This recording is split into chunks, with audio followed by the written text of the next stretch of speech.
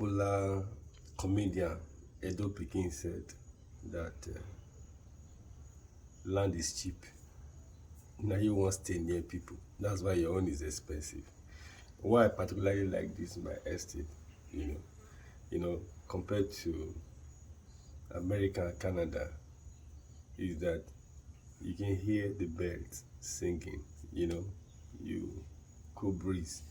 You wake up early in the morning, you open up your windows, and you can stay outside like this to receive fresh air. But anyway, that is not what I want to talk about today. What I want to talk about today is that there are patterns, in anything that you want to do, there are patterns. It's just for you to study the pattern. Once you know the pattern, that thing will become, whether business, whether relationship, or whether daily living, will become very easy for you. Now, let's talk about patterns on business. I've studied, you know, a lot of big people that are rich, people that are doing so well in business. I wanted to know what is the ABC, what is the one, two, three. What are the things that they did that every other rich people or people that are wise, people that are successful in business, you know, what are the steps? What is this pattern they all follow? I found out that there are just very few patterns. The first one, which is very important, you have to have a handwork, or you have to have a career, which you can turn into a business or an organization. That's the first step. Check out everybody that is rich. Is either they have a handwork or they have a career, which they eventually turn into business. Some of them might not start with the nine to five, but they have a handwork, they have a career, which they turn into business. Then the second part is they learned how to save money from their handwork, from their career. They saved money. They were not just eating every money that comes into their possession. They learned how to, what they call delayed gratification.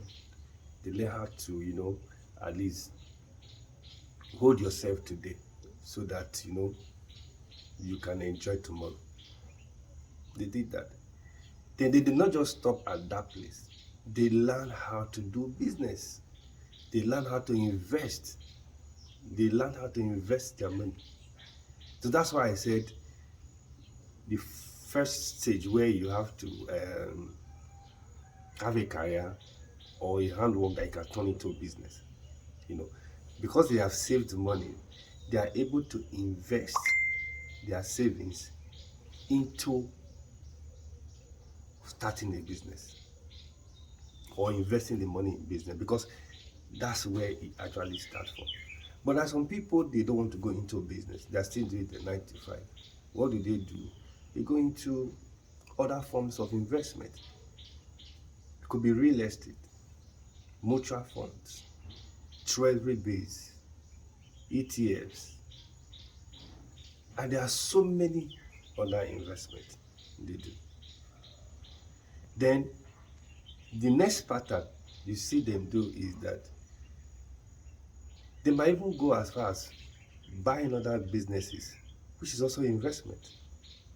So they invest. Then the last thing they do is that they give back to their community. Go and check most businesses, successful business people. They have NGOs, they have foundations they are using to reach out to people in their community.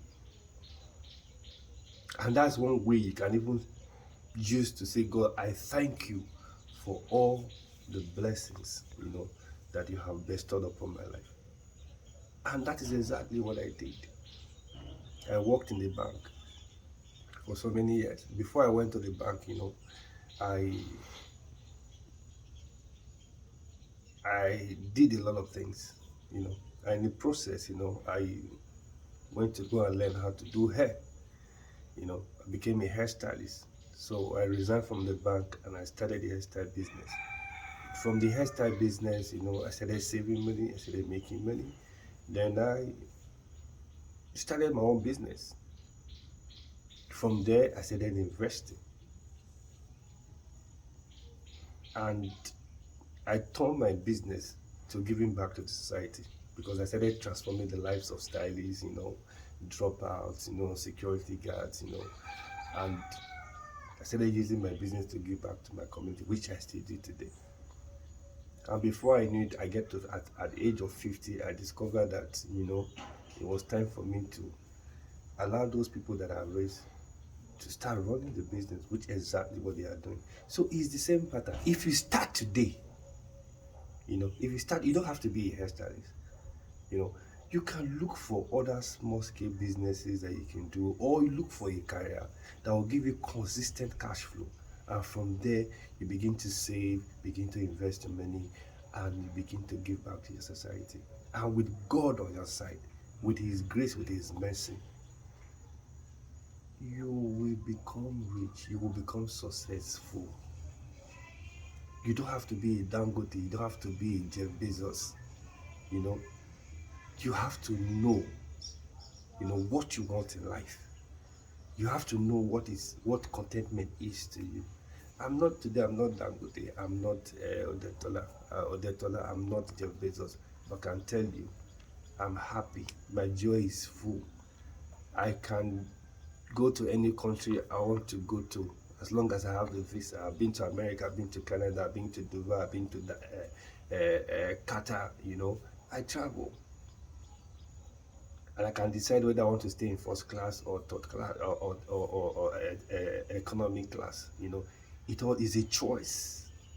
But the bottom line, what I'm trying to tell you today, is that if you follow the pattern, it doesn't matter your age, you will become successful. I want you to meditate on this. Do have a nice day.